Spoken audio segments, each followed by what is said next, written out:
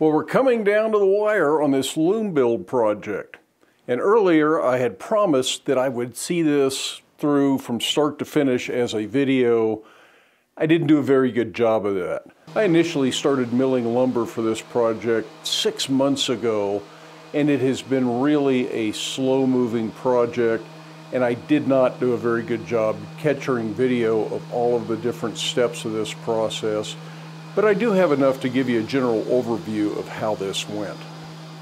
This has been one of those projects that has been just kind of hard to wrap my head around. I understand what a loom is, how a loom is supposed to work. I've done a little bit of weaving myself. Janet has 4 other looms in the house to use as a guide. Got a couple of books that show some homemade looms. But for some reason, it was just really hard to understand exactly what I was doing every step of the way on this, and I really had to kind of psych myself up to work on it. Not that it was all that difficult, but it had to get done right. Otherwise, they don't weave very well, and you end up with things that are out of square, out of parallel, crooked, things don't hold tension right. So everything's got to work, and there's a lot of different moving parts that all have to relate together. And I was just a little bit nervous about screwing it up. So I tended to overthink everything and overanalyze and did not get to it as fast as I should have. And you do one step and then you take a few days off and then you do another step. And on top of that, I was trying to make 2 looms at a time. I started Janet's loom, got it to a certain point, and then I started a second loom. Now originally I was thinking, well, I'd do 1 loom and then maybe do 4 or so other looms to sell and use this as a way to fund some of the tools in the wood shop. I made some pretty good improvements down here last year, and I really thought the loom project would be a great way to fund some of those improvements, or at least recoup the expenses. They were already funded at that point. But then one of Janet's online friends asked about a loom, and I thought, well, I'm already building one now, so I'm going to go ahead and build that second loom and do these concurrently and work on each step 2 looms at a time. Seemed like it'd be more efficient. Well, I've got my head wrapped around how the beater's going to work or how the ratchet system's going to work. I could do 2 of them and get all that done. But I'm not sure if that really made it any easier or more efficient. Just meant I had a little bit more pressure because Janet's loom, it's going to be here in the house. If something doesn't work right, I can figure it out. I can fix it. A lot less pressure. This other loom was going to go to California. I say was, that's important. And once in California, trying to diagnose problems, give somebody advice on how to tweak, adjust, manipulate the loom, make everything work just right was going to be a real hassle long distance. So that made me a lot more apprehensive about what I was doing.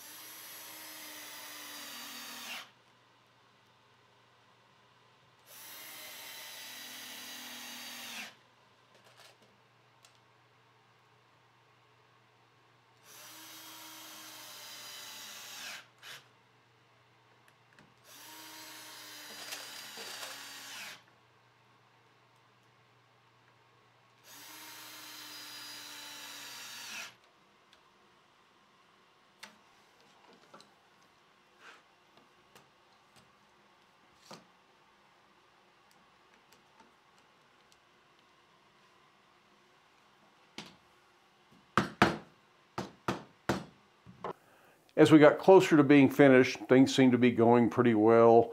I was pretty happy with what was going on. The buyer on the other end started to get a little nervous because they weren't sure they wanted to do any of that tweaking and adjusting of the loom. And quite frankly, that's something you always have to do with a loom. Like I say, Janet's got 4 looms in the house. She's had others that have come and gone over the years.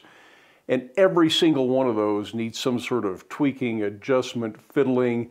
They're all unique individuals, and they all have to be set up to work based on what your needs are. And every time you take one apart and reassemble it, it's going to change the way it functions a little bit. There's going to be something that doesn't go back together quite the way it was in somebody else's weaving studio. So you got to deal with that in your studio.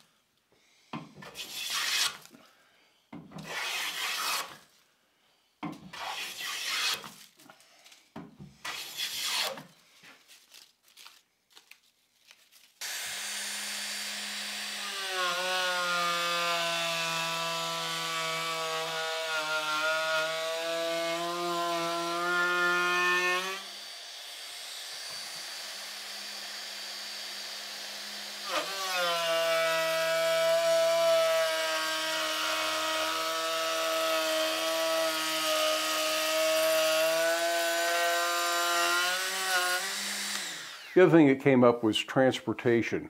Now I made these looms so that the sides were completely assembled. They're glued, they're screwed, they're not coming back apart. This isn't a highly transportable loom because that's really what Janet wanted here. If we need to take this somewhere, we can put it in the back of a pickup truck, and hers is skinny enough that it will fit through the front door. We don't have to take it apart at all. She can have it warped up, have a project on it, and take it through any door, probably 34 inches or wider. So standard 36-inch door, no problem. But it turns out that wasn't the right mindset. That wasn't the understanding the other individual had. They need to be able to get it broken down to the point that it fits in the back of their vehicle, and that wasn't a full-size pickup. So a few months ago, things started getting even more complicated, trying to figure out, well, is there a way that I can take some of this apart, make it break down smaller? What am I going to do about this? We came up with another idea, one of Janet's older looms that she may not be needing anymore with this new loom. Maybe we should sell that to the person that wanted the loom in California and keep the second loom that I was making.